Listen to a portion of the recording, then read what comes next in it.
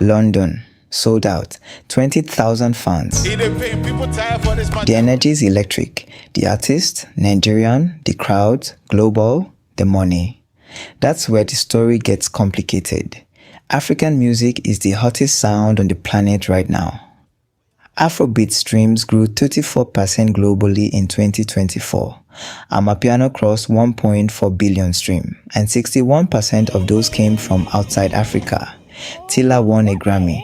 Rema crossed 1 billion streams. The world is listening. But here's the question no one is asking loudly enough. Where is the money going? Sub-Saharan Africa was the fastest growing music market in the entire world in 2024. Revenues rose 22.6%, almost 5 times the global average. And yet, Africa earns only 1 to 2% of global recorded music revenues.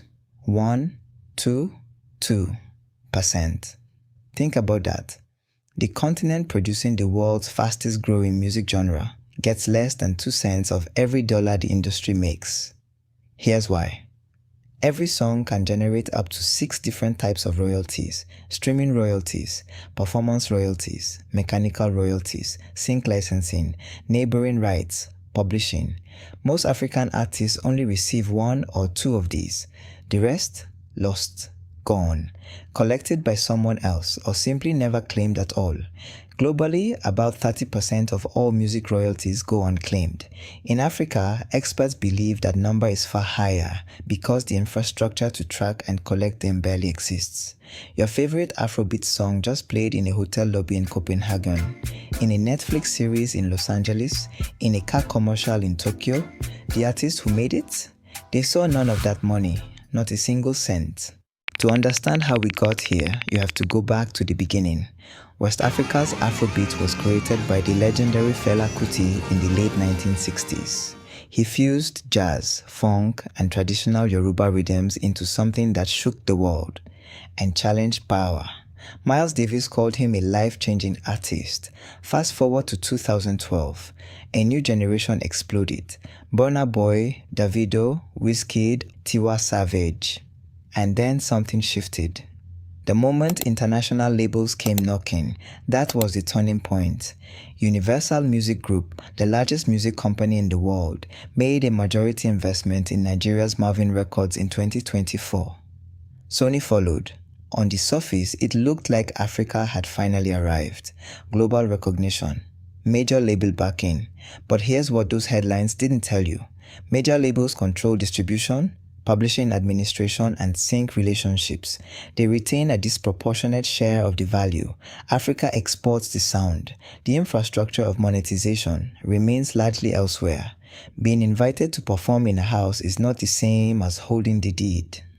Spotify paid roughly $59 million in royalties to artists across Nigeria and South Africa, combined in 2024, a record number, and still less than what a single mid-tier Western pop artist earns from publishing alone in a single year. In 2024, a well-known Kenyan artist named Bien Aime Baraza was invited by the Music Copyright Society of Kenya to collect his royalties. He showed up. He looked at the check and then he walked out. The amount, $11.65. For a commercially successful, widely known artist, $11. He didn't take it. He said the society wanted to use his visit as a publicity stunt, proof that artists were being paid, even though no one could explain how the figure was calculated. He said the system wasn't working for artists, it was working against them. Nigeria's music industry, home of the global Afrobeats phenomenon, loses $231 million every single year. Not to thieves, not to hackers, to broken systems, weak copyright laws, poorly run collection organizations, missing data, lost paperwork, royalties that exist on paper but never reach the hands that earn them. Kenya loses another $55 million annually. The same story, different country. And the artists themselves?